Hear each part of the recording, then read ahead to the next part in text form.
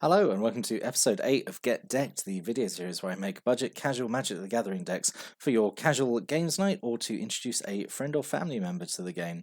In this episode we're going to cover Facedown Fun, which is a blue and green deck. So before we get into the deck list, let's quickly just go over the Get Decked rules. We set ourselves a budget of $30 or less, decks 60 cards intended for 2-player games. We don't have any format restrictions, we aim for a low to mid complexity so it's ideal for newer players, and just because it's a casual deck doesn't mean it has to be weak or bad. So let's get on and look at the deck list. So we've got 28 creatures, which is quite a lot for green and blue, I suppose. 6 enchantments, 2 artifacts, and 24 land. We've got a mana curve off to the side there, huge spike at 2. So we're doing a lot of stuff on turn 2, and then it sort of peters out from there. So let's actually take a look at what we've got going on at mana value 2. So, first of all, we're going to discuss what's the deck's win condition. How are we winning? So, the big theme of the deck is face down permanents, as you might have guessed from the name of the deck. I was really not expecting in Murders of Karlov Manor to revisit like the whole like face down mechanic and like turning creatures face up, which has been done via the disguise and cloak mechanics. That was a really nice surprise to see that come back in a way. So, basically, how we're winning is we're playing creatures face down, getting various synergies that way, and then when they're sneaking past because their opponent isn't quite sure what they could be, we're flipping them face up, revealing what they really are, and then hitting them for a bunch of damage. So in this case, Sagu Mauler is like our main win condition here. So it's 4 green and blue for a 6/6 with trample and hexproof, so it's actually really difficult to deal with because it's got hexproof, and it has morph for 3 a green and a blue. So if you're very new to the game, what morph means, you can, as it says here in the reminder text, you can cast this card face down. It's a 2/2 creature. For 3 colorless mana, you can turn it face up at any time for its morph cost. So while it's face down, it's just a 2/2. It doesn't have any color or name or creature type, anything like that. It is essentially like a blank card, except it's still just a 2/2. And and morphing can be done at any time for the morph cost. Like in the middle of combat, like when it's opponent maybe blocks a 2/2 thing, like I'm going to kill it off. You flip it face up, and it's Sagu Mauler, and their creature hopefully gets completely wrecked. So we've got 3 of those as our sort of big beat stick. We've got 4 Exit Specialist, so this is from Karlov Manor, so 1 in blue for a 2/1. It can't be blocked by creatures with power 3 or greater, so it's a knight, it can just sort of like sneak on 3, that's absolutely fine. And it has Disguise, which is kind of like a variant of Morph, honestly. So Disguise for 1 in blue, you can cast it face down for 3 as a 2/2 creature, so exactly the same as Morph, except it has Ward 2 when it's disguised. And you can turn it face up anytime for its disguise cost. And when it's turned face up, you get to return another target creature to owner's hand. So again, it's a pretty useful effect just to turn it face up at any time, and then maybe that reveals it can't be blocked, and also, it's still a 2/1, it's still going to do 2 damage, and also it's bouncing something.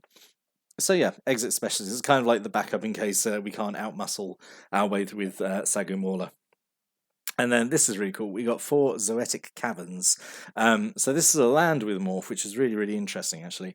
So you can play it face down as a 2/2 creature, and then when you turn it face up, it just becomes a land again. So this is really nice, actually.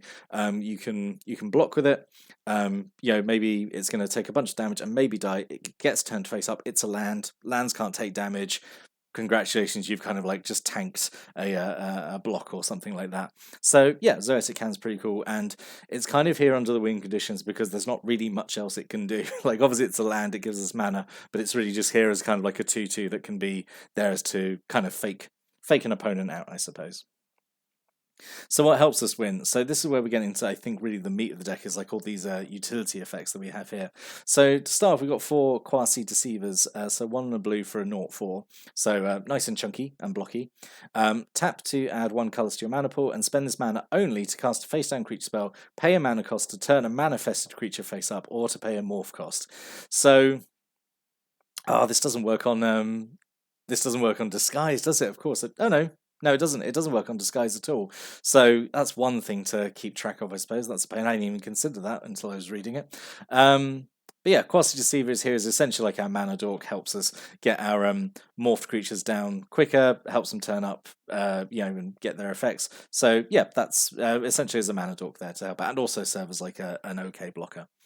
We've got 3 Salt Road Ambushes, so 3 in a green for a 3/3. Whenever another opponent you control is turned face up, if it's a creature, put 2 +1/+1 counters on it. So it has Mega Morph, which is like a variant of Morph. Exactly the same as Morph. You can cast it face down as a 2/2 creature for 3 colorless, turn it face up any time for its Mega Morph cost, and also put a +1/+1 counter on it. That's the only difference of Mega Morph is that you turn it up and it also gets a +1/+1 counter. However, this is one card I'd say I would not morph, I would always play this like face up, because you need it face up for it to give all your other creatures flipping face up like this benefit, which is obviously like a pretty good benefit, getting 2+1/+1 counters. Having this on the oh god, what was it called? The exit specialist, yeah, and then it goes up to being a 4/3 that that then is tougher to block as well. So that also really helps. Getting this on Sagumora obviously is really good as well. So yeah, so Salt Road Ambushes is pretty good, I think. And then we've got 3 Den Protectors, so 1 and a green for a 2/1. Creature with power less than its power can't block it. So again, this is another good recipient of the bonuses from Salt Road Ambushes. It's got Megamorph as well for 1 and a green, so really nice and cheap actually to Megamorph. And when it's turned face up, you get a card from your graveyard back to your hand. So it's got this really strong regrowth effect. And also, while becoming also a 3/2, and also then harder to block because it's been megamorphed. So yeah, Den Protector is also pretty good. Helps get back creatures that have died, or some of our other utility cards. We've got 3 Nervous Gardeners, 1 and a green for a 2/2. It has Disguise for a single green. So again, you cast it face down as a 2/2 creature with Ward 2 and flip it up for 1 green. When it's turned face up, you search your library for a land card with a basic land type, reveal it, put it into your hand, then shuffle. So this kind of, again, also serves as like a bit of a mana dork. And then after that, it's just a 2/2. You could just play it as a 2/2 if you desperately needed to, but I think most of the time you want to face down and then flip it up. We've got 3 cloud forms as well, so 1 and double blue. So when it ends the battlefield, it becomes an aura with enchant creature. You manifest the top card of your library and attach cloud form to it. So manifesting is another variant of casting things face down. Manifest is you just rip it straight off the top of the library, you put it face down, it's a 2/2 creature, but it doesn't have morph or megamorph or disguise. Instead, manifest means you turn it face up for its mana value, or mana cost even, if it's a creature card. So if it's not a creature card, you can't unmorph it or flip it face up, but you obviously can always look at it and see what it is. And yeah, and that this could always result in that it might have a creature with morph, and being able to flip it up for its mana cost is actually cheaper than its morph cost. That's always a potential, I suppose. But cloud form stays on it, so at the very least this is making essentially like a 2/2 flyer, right? With potentially something that can flip up. But like if this turns like a land into a creature, which you might not otherwise have needed, this is okay. So this is sort of like support / win condition. It also has hexproof as well, so it makes it kind of hard to deal with. So yeah, cloud form I think is fairly solid. And then we've got 3 secret plans, green and blue for an enchantment. Face down creatures you control get +0/+1, so it makes them a little bit tougher, which is good because obviously being a 2/2 is not amazing. And whenever an opponent you control is turned face up, draw a card.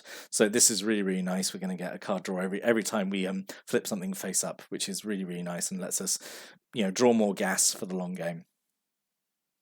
We've also got 2 Scroll of Fates here, so 3 mana artifact. You can tap to manifest a card from your hand. So again, you put it onto the card, onto the battlefield face down. It's a 2/2 creature. You can turn it face up for any time for its mana cost if it's a creature card. So again, we can use this to turn lands we don't need into creatures, or even potentially like non-creature spells that we don't maybe need into things, or again like things where it'll be cheaper to manifest them for their mana cost rather than their morph cost. That's always an option. It's a way for creatures without morph to get the benefit of the Salt Road Ambushes. You could manifest something that's got disguise and then use quasi deceiver to pay the cost to flip it face up. So that's always an option. So this is doing a lot here. I think this is this could be like a really fun card to use, honestly. And then this is the super secret tech of the deck is Eudora Grave Gardener. So 4 and a green for a 5/5, which is like really just it makes her one of the beefiest creatures in the deck anyway. But it has this ability: whenever another non-token creature you control dies, you return it to the battlefield face down under its owner's control. If it's and it becomes a forest. And this is honestly pretty amazing, because if you've got creatures which have got like morph or disguise or whatever, and they die and they get turned into forests, you can reflip them up again, and they can just go back on being creatures again. You get like their flip effects again. So this is like a really nice interaction, I think, with morph and manifest and disguise, all those kind of things. So yeah, really nice, and also just a 5/5 creature anyway. So it gives us like a little bit of muscle. But yeah, really like that interaction it has with morph. That the fact that they can just keep coming back essentially, and doesn't make your creatures obviously indestructible. Doesn't make them completely invincible, but it does mean it's going to be really, really hard for an opponent to like permanently remove something.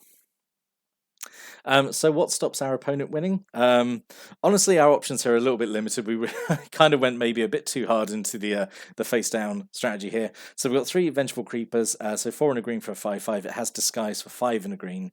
And when it's turned face up, it destroys an artifact or enchantment. I could see most of the times you'd probably maybe just want to play this as like a 5/5 for 5. But it is here to serve as a bit of utility. If they have like a troublesome artifact or enchantment, then you can use this to get a naturalize effect off. So that's an option there. And Willbender is this absolute classic morph card, like from the one of the very first sets that used morph. So 1 and a blue for 1/2. It has morph for 1 and a blue. When it's turned face up, you can redirect a spell or ability, like change the target of it, which is obviously pretty good. Like change the target of a removal spell, that kind of thing. And the thing is with Willbender, like it needs like a lot of cards like or also face down to make sure it works, to get the the aha factor of it. Because this was the thing, like back in the day, this was like one of the stronger morph cards. So it'd be like if someone played this card face down, you would know it's Willbender because it was like one of the better morph creatures at the time. Thankfully now it's obviously got a bit more competition, so it can hide amongst the crowd a little bit more and be more of a surprise when it's flipped up and bounces a removal spell or a troublesome ability off somewhere else and potentially deal with an opponent's creature.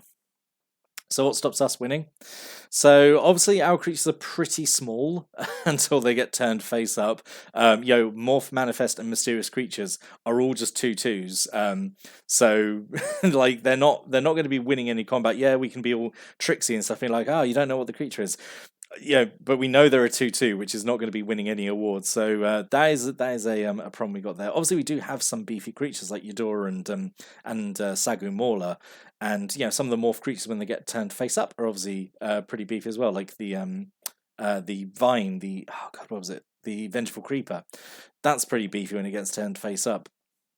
But yeah, we don't have a lot of muscle in here, so that's something to be aware of. And we haven't got any pump spells really either. And then the other thing as well is that we're kind of like a little bit dirtly because a lot of our utility effects, like the Vengeful Creeper, like the Exit Specialist, are all tied to being flipped face up. So it's kind of dirtly that we have to play something face down and then pay the cost to flip something face up and get the effect. So there's that potential thing. It can feel maybe like a bit awkward playing it, so I wouldn't begrudge you if you wanted to swap things around and maybe swap out some of these like maybe slower creatures with their flip effects for maybe like a normal like just bounce spell or naturalize effect, that kind of thing. But I stuck to the theme. I wanted face down creatures getting all the interactions because I thought that would be pretty fun and pretty unique playstyle. So what do you think of the deck after seeing it? Do you like the look of it? Are there things you would change, like I sort of just said there? Do you have a friend or a family member who you think would enjoy playing this deck and like could get into the game playing it with this kind of like face down strategy? Stick a comment below. I'll stick a link to the deck list down below as well. But I'll be back next time with another budget casual deck. But until then, thanks for watching and listening, and have a great day.